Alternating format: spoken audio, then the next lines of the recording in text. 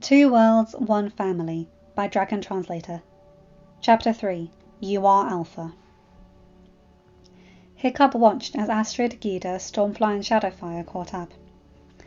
Astrid looked thoughtful, but did not seem unduly upset by anything. Hiccup felt relief.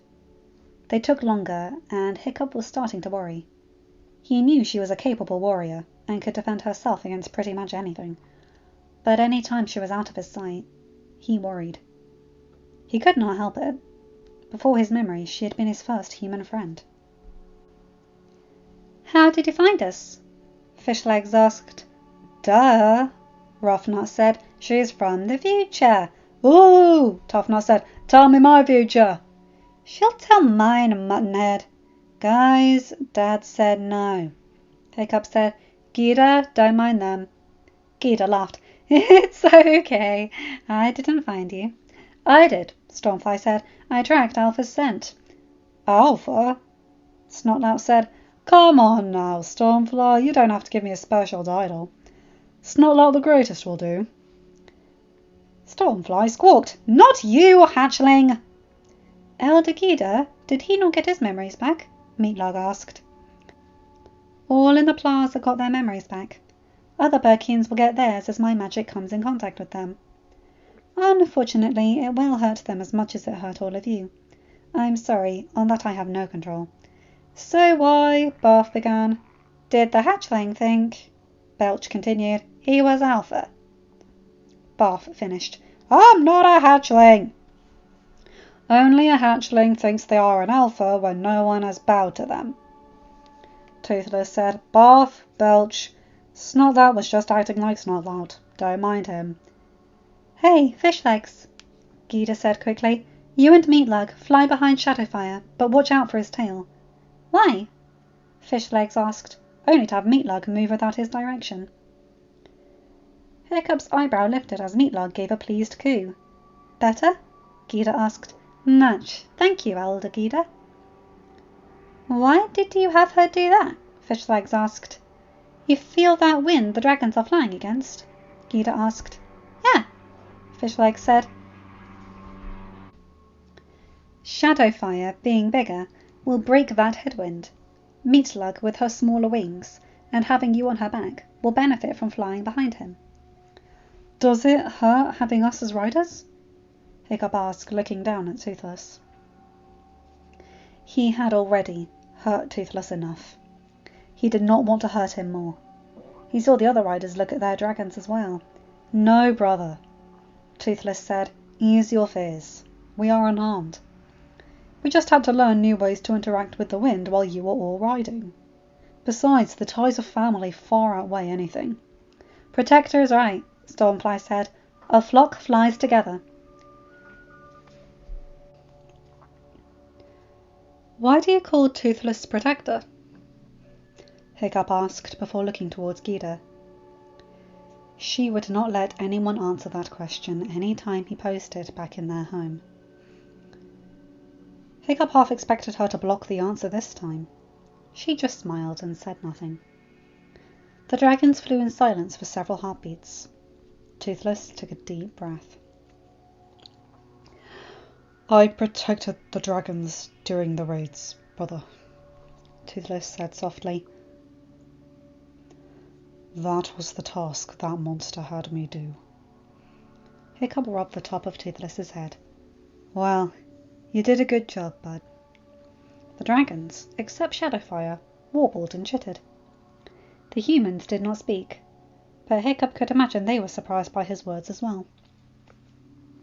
Toothless's dive bombs during raids caused a lot of damage, and there had been deaths as well. Hiccup lightly scratched Toothless's head. "She made you do all those things, Toothless," Hiccup said. "I know that. We all know that. She's answered for her crimes, and she's gone. You are all free from her, and I don't hold your past actions against you. Any of you." "Thank you, brother," Toothless whispered. "Is that something you feared?" Fishlegs asked in a quiet voice. "It is something," Barf began. "We all feared," Belch finished. Hiccup watched all but Gita reach and rub or hug their dragons as best as they could. Hiccup glanced around and smiled. "Guys, follow me," he said. "I know something we can do right now." He leaned left, and Toothless responded by banking in that direction. The other riders followed. Hiccup headed for the sea stack maze where he and Toothless first learned to truly fly together. Near to it was the perfect place for what Hiccup had in mind. Keeping an eye for wild dragons was important. But now that they knew of something their dragons had feared, Hiccup wanted everyone to show the results of their bond with their dragons. They landed with all but Shadowfire in a line along the cliff. Shadowfire landed behind them, but faced the left of the line. "All right, guys," Hiccup said. "Best trick. Let's see how well your training's come." Gita and Shadowfire snorted. Hiccup smirked, looking over his shoulder at them. "Why don't you two go first?" he suggested, "since you and Shadowfire have been flying for longer than any of us." No," Gita said. "I would rather watch what all of you do." Hiccup's smirk grew. "But you said you saw yourself to me," he said. "He has you there, Mum." "You're supposed to be on my side, son." "You swore yourself to Hiccup." Snotlout asked. "Why would you do that?" Gita turned from him. "Because he is the leader I chose," she said. "You say that like it means something more to you," Fishlike said. Gita blinked. "It's a mage thing. Anyway, I believe you lot were going to do some tricks." "I would like to see you and Shadowfire do a trick," Astrid said. "I'm sure you both have some interesting ones." "I would like to see one as well," Fishlike said. "It's not all that impressive," Gita said. "We didn't do much trick flying when Shadowfire got big enough to carry me." "Mum didn't want me to hurt myself." "Can we do a trick though, Mum? I want to show off some." Gita sighed. "Okay, son." Gita dismounted and moved to stand near Stormfly. Shadowfire moved to the edge of the cliff and slid off. He rose a moment later, heading up at a quick pace. Hiccup watched him, amazed. Shadowfire had wings similar to Toothless, but did not have Toothless's agility or speed. Normal, given Shadowfire's bigger size. Still, watching Shadowfire as he banked with his entire wingspan outstretched was impressive. Hiccup blinked as Shadowfire flew over and dove. "Gita!" Hiccup's gaze whipped around at Astrid's yell, in time to see Gita hop backwards off the edge of the cliff. Hiccup and Toothless spun and bounced to the edge, only to hear laughter from his right. Hiccup turned and blinked as Shadowfire rose. The dragon spun, and Hiccup saw Gita gripped in Shadowfire's paws. Shadowfire rose and banked again before hovering. "Alpha, Toothless, can you move a bit so I can put Mum down, please?" Hiccup and Toothless moved back to stand next to Stormfly. Shadowfire came closer and hovered long enough to sit Gita down on the sea stack. Gita moved to the other side of Stormfly. Shadowfire landed, flicking his wings before curling them to his sides. Gita moved over and climbed into the saddle. "That was amazing," Ruff said. "Do it again," Tuff said. I'll pass," Gita said. "Falling off a cliff is not something I relish." Hiccup looked over. "Astrid, why don't you go now?" "Sure thing." Stormfly and Astrid turned and jumped. Hiccup watched, a lump in his throat, as they first skimmed the water, with Stormfly's tail dragged into the water. They lost none of their forward speed, though. They twirled before vanishing in an upward spiral. Snotlout scoffed when they landed between him and Hiccup. "Yeah, but can he do that without the dragon?" Astrid socked him in the shoulder. "Hugfang, I feel for you," Shadowfire said. "Thank you. It is wearisome raising the hatchling." "I am not a hatchling!" Snotlout yelled. Hiccup turned to Fishlegs. Snotlout would rant loudly, and for a good while if Hiccup did not do something to prevent it. "Fishlegs, how about you and Meatlog go now?" Meatlog rose, and she and Fishlegs circled around the sea stack, then landed right where they had started from. "Woohoo! New personal best!" "Hiccup," Astrid said, "why don't you and Toothless go now?" "Hey, what if I have a trick?" Snotlout protested. "Do you?" Astrid asked. No, Hookfang replied. He is not ready for drag flying. Since when was that your decision? I'm the one flying, hatchling. I'm not a hatchling. Well, Hiccup said quickly, I don't know how we'll compare to the others, but we'll give it a try. Right, bud? Right. They launched skyward. They flipped end over end. They surged down the cliff face, right in front of Astrid and Stormfly. Just before the water, Hiccup pulled back. Toothless responded. They skimmed the waves before rising and weaving through the sea stacks. Near an arched one, Hiccup jumped. He ran across the top before hopping back onto Toothless. They spun and flew back to the others. Toothless spat fire ahead of them. It detonated in front of the others. They landed soon after. Nice, Astrid said, smiling. Hiccup returned the smile, then noticed the position of the sun, and his face fell. We gotta go, he said. The rest of the team looked at the sun and winced. Everyone took to the skies, heading for the village. They reached Burke in time to see many dragons flying in formation over the plaza. Hiccup groaned. Too late, he said as shrieks of disgust filled the village. Dad is not going to be happy. Hiccup, Gita said. You're an alpha. Use that. Huh? How? Now that you can understand the common tongue, it's time to teach these dragons a lesson, Toothless said before he began roaring. Stormfly and the others, Shadowfire included, joined them. Hiccup blinked when Frostfire and Palewing flew away from the Hofferson's house and took their places between the riders. They added their own small roars to the chorus. Hiccup's jaw dropped open and his eyes widened as all the wild dragons jerked. Those on the ground took to the skies. Those in the air banked around. The riders' dragons stopped roaring, and Toothless began a series of warbles, bays, and croons. He finished with a toss of his head towards his rider. A red-orange Nada, a green Gronkle, a beige Zippleback, and a purple-hued Nightmare cried out in pain, causing Hiccup to wince. The dragons then all shook themselves and flew closer. Alpha? The Nada said, and Hiccup grinned as he recognized the dragon from Gita's home. Are you all okay? Hiccup asked, worried. Yes, the Nada said. He then lowered his gaze. Forgive us, Alpha. We did not know this was your nest. Before Hiccup could respond, another Nada, smaller and yellow-hued, flew closer. It chirped and chittered. The male Nada responded with several squawks. The yellow Nada hissed. Stormfly squawked. He is an alpha! She said, You will watch your tongue, hatchling, and you will respect civility laws. The yellow Nada chittered and shook his head. The male red-orange Nada screeched and his tail spikes rose. Whoa! Hiccup cried. What's going on? The hatchling has forgotten himself, Toothless snarled. He has insulted you and refused to obey civility laws. The Nada hissed and squawked. Hiccup felt Toothless jerk. The dragons that had been at Gita's growled. The Nightmare lit himself on fire. The Zippleback began to spew gas. The Gronkle flew above the irate Nada. The riders' dragons snarled. Alpha, Toothless began. The hatchling has insulted you and threatened to kill your mate. What is to be his punishment? Hiccup found himself at a loss. He did not know what was happening. He looked to Astrid and blinked. She had her axe out and glared at the Nada, as if she would leap from Stormfly's back and render her own version of punishment.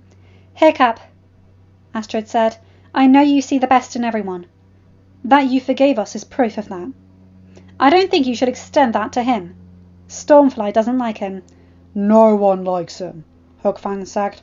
Snotlout and the twins are better behaved than he is.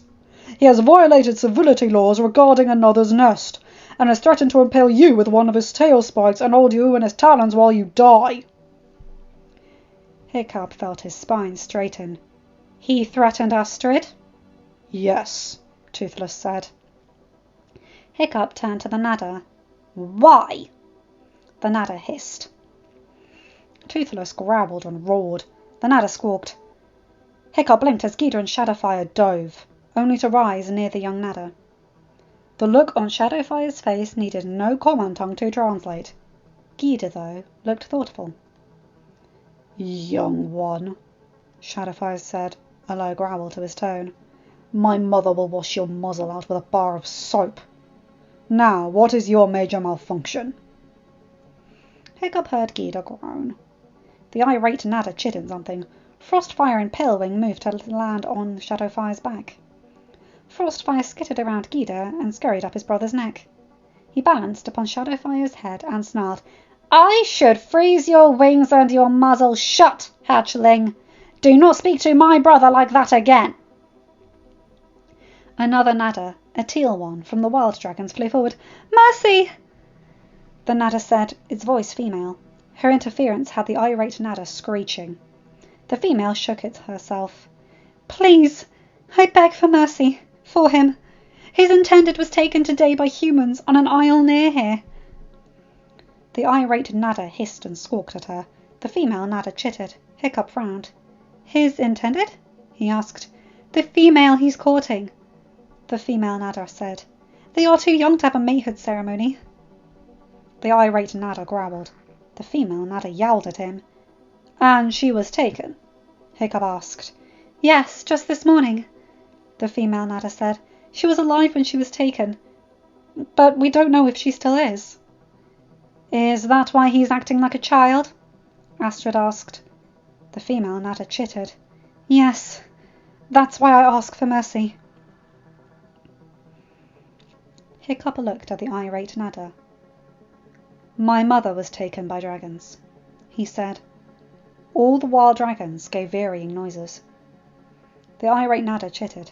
Toothless warbled and grunted. I'm guessing you asked if I am telling the truth. Hiccup said. I am. Those who know what happened finally told me the story. A large dragon broke into my house during a raid. I was a baby, still in my crib. My mother ran in. Then my father ran in. The dragon flew off, taking my mother with it. I have never seen her since. I don't know if she is alive or dead. Hiccup blinked as a long conversation began between the irate Nada and many of the other dragons. Hiccup glanced at Astrid. She still glared, but she had lowered her axe. Hiccup turned back as the irate Nada gave a loud screech. The Nada then banked left and flew off. Hiccup's shoulders slumped. He knew what happened when someone lost a loved one. His father's actions after his mother was taken had shown him that. Hiccup did not want the Nada to suffer alone. Brother, your story gave him much to think about, Toothless said. A scarred, multi-hued nightmare approached. Alpha of this nest, the nightmare began, its voice male. Please, as the oldest of the dragons here, I ask for mercy. We have violated civility laws, and our punishment is yours to decide. Hiccup glanced around.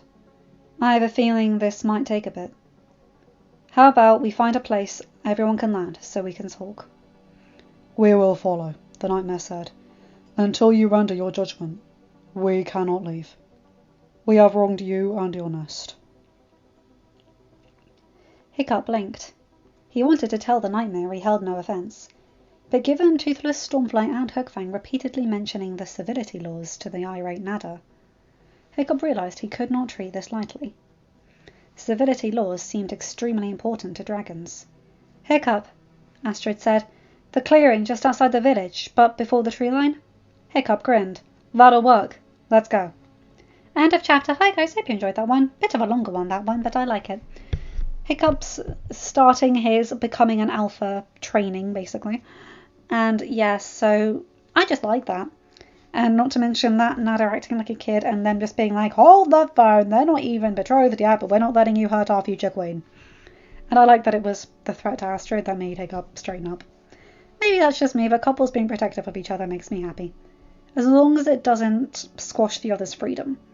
That's why I have an issue with Twilight. Well, there are many issues I have with that, but like Edward keeps Bella locked up basically because he wants to keep her safe from other things, even though she wants to leave.